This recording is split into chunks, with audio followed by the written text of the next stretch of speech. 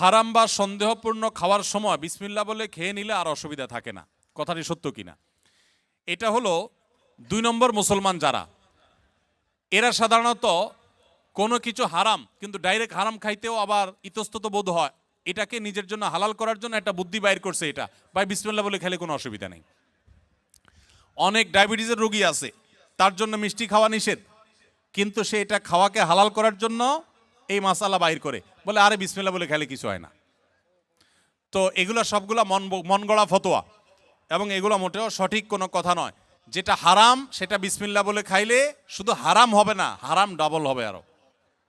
কারণ আপনি একে তো হারামে লিপ্ত হলেন, আবার আল্লাহর নাম নিয়ে সেখানে ফাইজলামতি করলেন, এক ধরনের আল্লাহর প্রতি বিদ্রোহ করলেন, এক ধরনের হারামকে হালাল মনে করলেন। হারামকে হালাল মনে করলে ঈমান নিয়ে টানাটানি শুরু হবে। এই জন্য ভাই কোনো কিছু সন্দেহপূর্ণ মনে হলে ওটা অ্যাভয়েড করতে হবে এবং হালালের দিকে যেতে হবে। নবী সাল্লাল্লাহু আলাইহি সাল্লাম বলেছেন, দা মা ইউরিবুকা ইলা মা লা ইউরিবুক, তোমার যেটা সন্দেহ হয় এটা বাদ দিয়ে যেটা সন্দেহ হয় না সেই জায়গায় তোমাকে যেতে হবে। স্বামী স্ত্রী দুজনেই যদি জান্নাতে যায় তাহলে তারা কি এক জান্নাতে থাকবে নাকি আলাদা জান্নাতে থাকবে? স্বামী স্ত্রী দুজনে যদি জান্নাতে যায়, দুজনকে 2 জান্নাতে দিলে তারা সুখে থাকবে না এক জান্নাত দিলে সুখে থাকবে? কি বলেন? আপনারা যারা বিবাহ করেছেন, স্বামী স্ত্রী দুজনেই আল্লাহ চাহেন তো জান্নাতে দিলেন, দুজনকে আল্লাহ তাআলা 2 জান্নাতে রাখলেন, তো আপনারা কি মানসিকভাবে সুখে থাকবেন? তাহলে কিভাবে এটা প্রশ্ন আসতে পারে বা কিভাবে এই প্রশ্ন উঠতে পারে? মনে রাখবেন, স্বামী স্ত্রী উভয়ে যদি জান্নাতে যান, আল্লাহ তাআলা উভয়কে একসঙ্গে রাখবেন। শুধু তা নয়, জান্নাতে যে হুররা থাকবেন, এই হুরদের সবার নেতৃত্বে থাকবেন তার স্ত্রী। এখন আপনি বলবেন যে অনেক মহিলা আমাদের কাছে প্রশ্ন করে লিখে দেয়। একবার এক মহিলা লিখেছিলেন যে ভাই এমন একটা আমল শিখিয়ে দেন যে আমলটা করলে আমার স্বামী জান্নাতে আর যা পাক হুর অন্তত পাবে না। তো আমি উত্তরে বলেছি, দেখুন বোন, দুনিয়াতে যেরকম সতীনের প্রতি একটা দুঃখ, কষ্ট, জেদ, ক্ষোভ এটা থাকে, পৃথিবীর সব মেয়েদেরই থাকে, আল্লাহ এভাবে সৃষ্টি করেছেন, কেউ আসলে শেয়ার করতে চায় না, স্বাভাবিক। তবে জান্নাতে মানসিকতাটা এরকম থাকবে না। আল্লাহ তাআলা বলেছেন, ওয়ানাজাআনা মা ফি সুদুরিহিম মিন গিল, জান্নাতে অন্তরের যত হিংসা হাসাদ এগুলো সব আল্লাহ তাআলা বের করে দিবেন, রিফাইন্ড হয়ে যাবে। আপনার এখন মনে হচ্ছে যে আমি কিভাবে এটা সহ্য করব, সেখানে আপনার কাছে এটা কোনো বিষয় মনে হবে না। আর মনে রাখবেন, মূল স্ত্রীর মর্যাদা আপনার থাকবে, তাদের সেই মর্যাদা থাকবে না। যাই হোক, তো জান্নাতের এবং দুনিয়ার বিষয়টা সম্পূর্ণ ভিন্ন ভাই।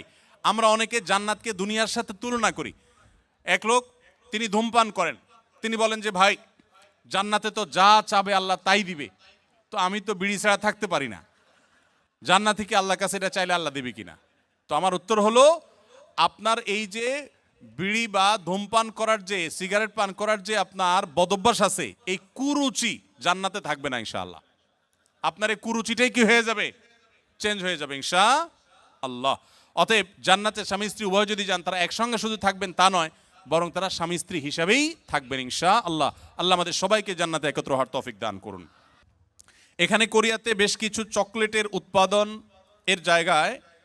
উপাদানের জায়গা লেখা থাকে সাসুগি বা থাক্কুগি, যার অর্থ গরু বা মুরগি, অথবা চকলেটগুলো সফট মিল্ক ফ্লেভারের চকলেট। আদৌ পিওর গরু বা চিকেন আছে কি না তা বোঝা যায় না, থাকলেও হালাল কিনা আমরা সেটা জানি না। এমন নুডলসও আছে। এরকম চকলেট বা নুডলস খাওয়া আমাদের জন্য হালাল হবে কি না? প্রশ্নটি লিখেছেন ভাই আবির। আপনার প্রশ্ন উত্তর হলো যে যত চকলেট আছে ওয়ার্ল্ড ওয়াইড, বেশিরভাগ চকলেটগুলোতেই আসলে হারামের উপস্থিতি বা উপাদান থাকার সম্ভাবনা জোরালো। সবগুলোতে না, অনেক চকলেট আছে এর বিপরীতে আলহামদুলিল্লাহ যেগুলো হালাল, যেগুলোতে হারাম কোনো উপাদান নেই। এই বিষয়টা পৃথিবীর অন্য অনেক দেশে নিরূপণ করা সহজ, আপনাদের কোরিয়াতে একটু কঠিন। আপনি জাপানে গেলেও দেখবেন যে বিভিন্ন বাজারে, বিভিন্ন সুপার মার্কেটে, বিভিন্ন মার্টে, সুপার মলে, সুপার শপিং মলে আপনি দেখবেন যে চকলেট হোক, যে কোনো ফুড হোক, সেখানে স্ক্যান করে চেক করা যায় এটা হালাল কি হারাম, এখানকার উপাদান কি, সব ডিটেল জানা যায়। এবং হালাল সার্টিফিকেশন প্রতিষ্ঠানগুলো খুবই স্ট্রং সেসব দেশে, যার কারণে হালাল সার্টিফিকেশনের উপরে নির্ভর করা যায়। আপনাদের এখানে এখনও সেটা হয় নাই, তবে আলহামদুলিল্লাহ যেভাবে দিন দিন আমাদের প্রবাসী বাংলাদেশি ভাইরা বাড়ছেন, পাকিস্তানি, আরাবিয়ান, অন্যান্য দেশি ভাইরাও দিন দিন আসছেন, আশা করা যায় অচিরেই ইনশাআল্লাহ কোরিয়াতেও হালাল সার্টিফিকেশনের অথরিটি এরকম গড়ে উঠবে, তখন আপনাদের জন্য সহজ হবে। আপাতত যারা এখানে আছেন আমি তাদেরকে বলবো, আপনি এটার উপাদানের মধ্যে সন্দেহপূর্ণ কোনো কিছু থাকলে সেটাকে অ্যাভয়েড করবেন। মনে রাখবেন, সন্দেহপূর্ণ বিষয়কে অ্যাভয়েড করাটা খুবই জরুরি একটা বিষয়। যেটা আপনি নিশ্চিত হালাল জানবেন শুধু সেটাই গ্রহণ করবেন, আর যেটাকে সন্দেহ মনে হবে সেটা আপনি অ্যাভয়েড করে চলবেন। চকলেট না খেলে কি আমরা মারা যাব ভাই? কি বলেন, চকলেট না খেলে কি খুব বেশি অসুবিধা হবে আমাদের? অতএব আমরা যথাসম্ভব সন্দেহপূর্ণ খাবার অ্যাভয়েড করে চলবো, তাহলে ইনশাআল্লাহ হারাম থেকে বেঁচে থাকা সহজ হবে। কোরিয়াতে আমাদের অনেক সময় কোরিয়ান খাবার খেতে হয়, তারা একই পাত্রে শূকর রান্না করে খায়। আমার প্রশ্ন হচ্ছে, আমরা কি সেই পাত্রে রান্না করে খাবার খেতে পারবো কিনা? কোনো পাত্রে যদি শূকর রান্না করা হয়, এরপরে সেই পাত্রটা ধুয়ে সম্পূর্ণ পরিষ্কার করে, তার কোনো আলামত নাই, নতুন করে সেখানে ধুয়ে পরিচ্ছন্ন করে ভালো তেল দিয়ে যদি হালাল খাবার রান্না করা হয়, সেই খাবার খাওয়া জায়েজ আছে, এটা হারাম না। যদি পাত্র ধুয়ে পরিষ্কার করে রান্না করা, আর যদি না ধোয়া হয় ওই পাত্রে আবার রান্না করা হয়, তাহলে আবার কি হবে না? খাওয়া জায়েজ হবে না। ঔষধের ভিতর যদি শুয়োরের কোনো উপাদান থাকে, তাহলে সে ওষুধ খাওয়া জায়েজ হবে কিনা? যদি কোনো ঔষধে শুকরের কোনো শরীর বা উপাদান থাকে, তাহলে সে ওষুধ সেবন করা জায়েজ হবে না।